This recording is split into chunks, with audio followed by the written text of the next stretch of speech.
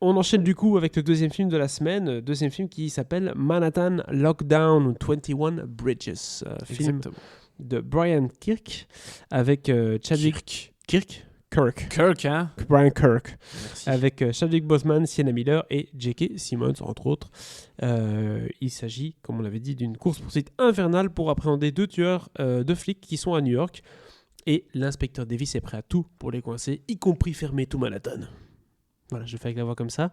C'est le genre de film où il faut d'abord écouter la bande-annonce avant de parler du film parce que vous allez tout comprendre. On écoute la bande-annonce. Combien de policiers ? 8. Le pire carnage vu en 18 ans. Ils avaient été appelés pour un cambriolage. Fusillés en cours! Officier à terre!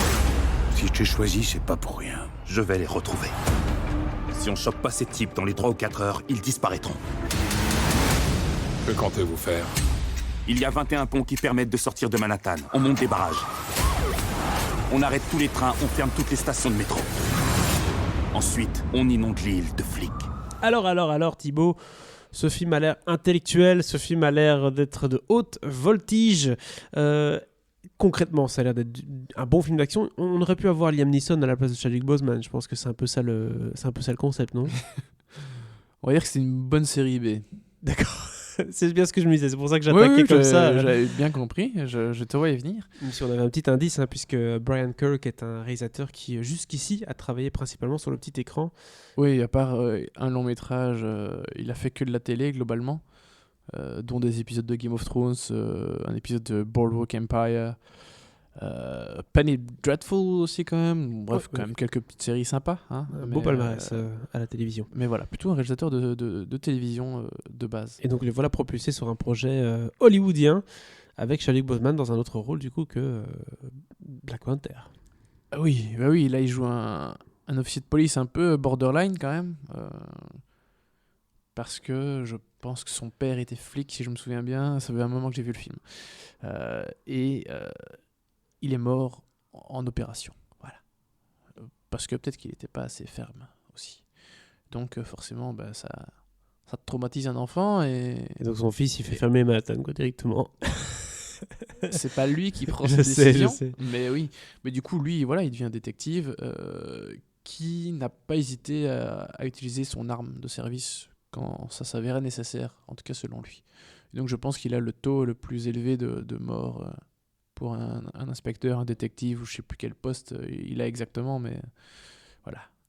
Un enquêteur, en tout cas. Détective. C'est bien ça avec la violence policière aux États-Unis. C'est surtout que c'est un bon angle d'attaque. Un black en plus ici, oui, qui joue ça. le détective. Donc oui, un peu paradoxal, un peu... Pourquoi pas je trouve ça plutôt bien. Parce que oui, il y a quand même quelques trucs qui sont bien dans le film. On va pas se mentir. Vas-y, moi j'ai lu un article récemment comme quoi Chadwick Boseman avait réécrit la moitié du scénario. Ah ouais? Ouais. D'accord. En plein tournage. Il était pas content. Ouh.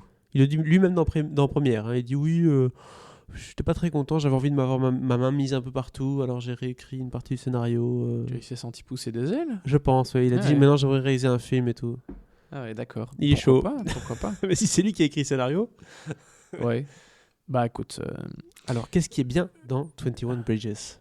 Alors, l'histoire, elle n'est pas le grand point fort du film, mais c'est une histoire qui est assez efficace, tout simplement. C'est-à-dire que, effectivement, il se passe ce truc. Une track. Et puis, il y a une track. Et cette track, elle va se passer uniquement à Manhattan, vu qu'il y a un moment, ils vont se rendre compte qu'ils sont obligés de fermer l'île pour être sûr d'attraper ces types. Ces types qui ont tué des flics. Donc, voilà, on est toujours sur la même chose. Tueur de flics, c'est le pire qui puisse arriver. Aux États-Unis, vaut mieux pas tuer un flic, non? Ah ouais, non, tu fais ça, t'as tout le monde sur ton dos, et donc forcément, c'est une grosse traque qui se met en place. Et voilà. Je vais pas, mais non, mais je vais pas aller détailler les détails de la traque, ça n'a aucun sens. Je suppose qu'il y a forcément quelques rebondissements, bien sûr, une double histoire, voilà. mais on s'en doute bien. Oui, avec des doubles jeux, etc. Bien sûr, oui. Tous les bons ingrédients d'une série B hollywoodienne actuelle. Donc... mais tu étais un traître. C'est ça. Et oui, j'étais le traître. Exactement. Il n'y a pas ces dialogues-là, hein, mais voilà. Ça... Mais bon, alors, comparons ce qui est comparable par rapport à d'autres types de séries B, parce que c'est pas nouveau, hein, les films de série B au cinéma, on en a plein chaque année. Si on doit comparer ça à un film petit plaisir coupable avec un The Rock ou avec Liam Neeson, est-ce qu'on est dans la bonne tranche des films série B, ou est-ce qu'on est vraiment dans quelque chose d'assez difficile à regarder, peu fini? Non, alors c'est pas... Non. Ça non, c'est pas dans la deuxième tranche. Alors, est-ce que c'est dans la première? Je sais pas exactement. Je trouve que c'est un film qui est pas qui va pas laisser un souvenir impérissable. C'est pas Taken. Je me souviens de quelques scènes encore, de trucs, hein, tu vois. Donc, je peux pas dire que ce soit un mauvais film. Sinon, je me souviendrais de rien, ou presque. Enfin, quoique, c'est pas toujours le cas. Parfois, tu te souviens plus de films que t'as pas aimé que de films que t'as aimé.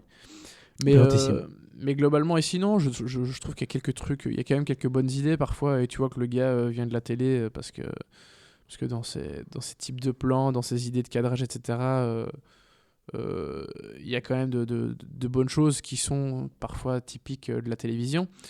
Je trouve que Chadwick Boseman est plutôt bien, je trouve pas toujours au top, mais globalement, il a toute la lumière sur lui, tu vois. Enfin. Non, c'est le personnage principal de Black Panther, mais il y a quand même beaucoup de choses dans Black Panther. Oui, ici, et Michael B. Jordan c'est aussi, le rôle principal et il a quand même pas mal de choses différentes à faire et je trouve ça assez sympa.